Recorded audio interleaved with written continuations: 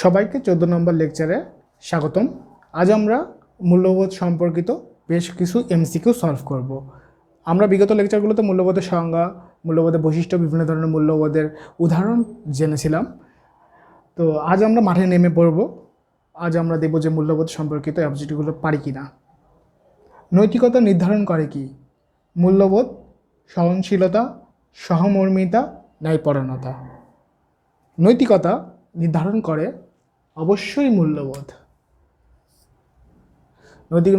নৈতিকতাই তো নির্ধারণ করে দেয় মূল্যবোধকে। মানুষের আচার আচরণ নিয়ন্ত্রণ করে। মূল্যবোধ পরীক্ষা করে কি? ভালো মন্দ, নৈতিকতা অনৈতিকতা, ন্যায় অন্যায়, উপরের সবগুলো।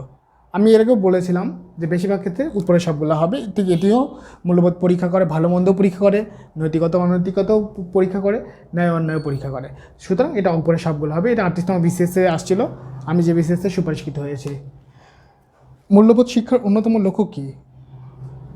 মূল্যবোধ শিক্ষার অন্যতম লক্ষ্য হচ্ছে দুর্নীতি রোধ করা, রাজনৈতিক অবক্ষয় রোধ করা, সামাজিক অবক্ষয় রোধ করা, সাংস্কৃতিক অবক্ষয় রোধ করা।